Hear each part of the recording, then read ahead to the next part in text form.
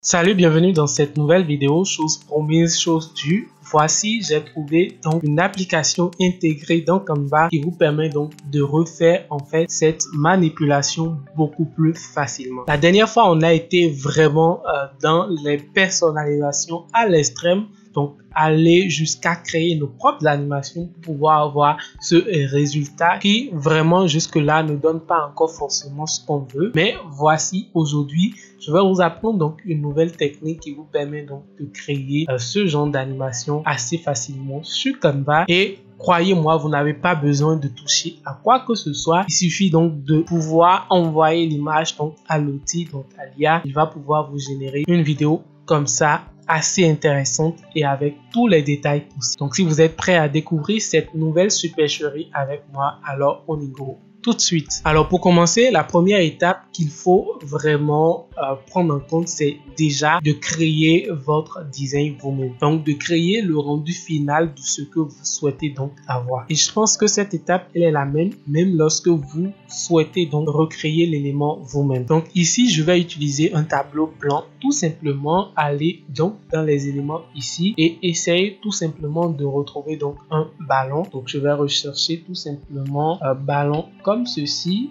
tout simplement, et l'ajouter donc à ma page de design. Alors vous pouvez utiliser un ballon comme d'autres éléments. Donc je peux rechercher lapin comme ceci, lapin draw, voilà, draw qui veut dire dessiner. Et on va voir si on peut trouver donc un lapin dessiné comme ceci. Je pense que là ça donne vraiment ce qu'il faut, mais c'est pas super joli. Je vais peut-être choisir celui-ci, non, plutôt celui-ci. Je pense que là ça rend très bien donc un lapin comme cela, et on va essayer tout simplement donc de le dessiner avec l'outil. Ensuite, il faut ajouter peut-être un test ou ajouter vraiment tout ce que vous souhaitez donc ajouter à la page ou tout ce que vous souhaitez donc faire à l'IA. Une fois que vous avez votre page de design qui est vraiment prêt, donc ici moi je vais décider donc juste ajouter un test. Je fais T sur mon clavier et j'ajoute juste un lapin comme ça, tout simplement. Je l'ajoute là quelque part en bas tout simplement, et je sélectionne tous les deux éléments comme ceci et je les envoie en haut. Un tout petit peu, je fais position, je fais centrer pour avoir quelque chose d'assez intéressant. Alors, une fois que vous avez fait ça et que vous avez votre design, ce que vous souhaitez que l'IA mette un peu en vidéo,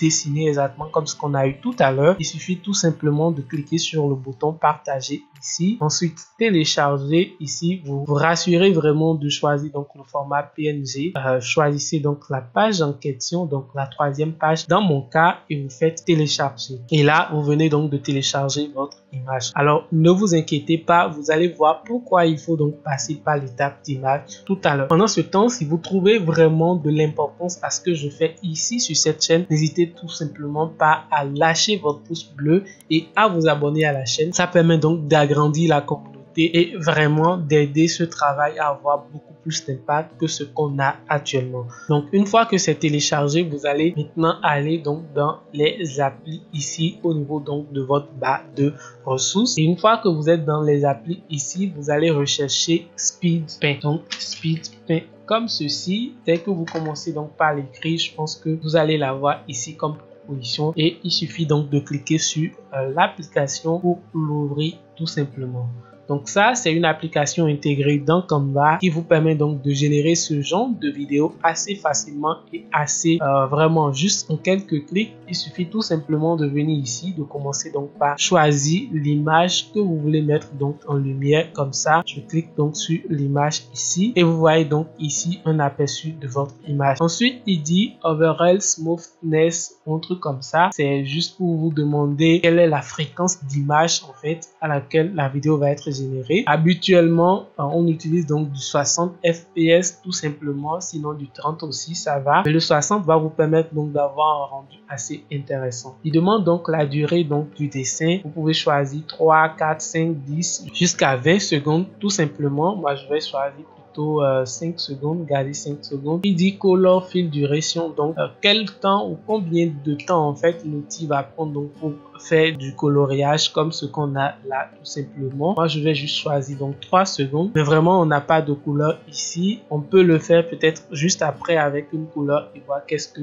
ça donne. Ici il demande donc la couleur de l'arrière-plan. On va garder juste le blanc. Fait add sketching hand effet, add fade out effect et on fait animate image. Donc là on va laisser quelques minutes à l'outil ou à l'IA vraiment pour mettre tout ça en place et vous allez voir, roulement de tambour, paf, là on a le résultat tout simplement et vous voyez en fait que le résultat ici, sinon la vidéo ici est en train de se charger qui dit la vidéo a été importée avec succès. Et maintenant je vais ajouter une nouvelle page ici et prendre la vidéo ici et l'envoyer sur cette nouvelle page là tout simplement pour que vous puissiez voir qu'est-ce que ça donne. Donc je fais comme ça pour l'agrandir tout simplement et vous voyez un peu le résultat. Donc je peux cliquer ici et vous allez voir un peu tout simplement comment l'IA se charge lui-même en fait de faire tout ça et de mettre les couleurs comme cela se doit. Donc là vous voyez en quelques minutes on a réussi donc à générer en fait une image et ici c'est très bien fait. Vous voyez en fait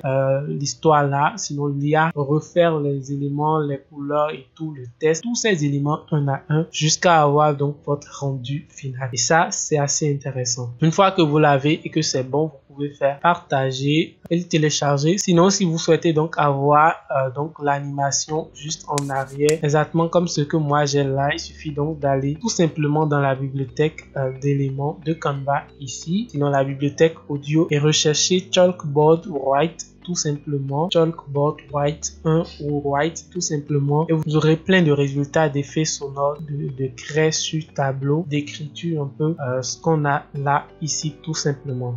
Donc si je reviens ici rejouer, vous aurez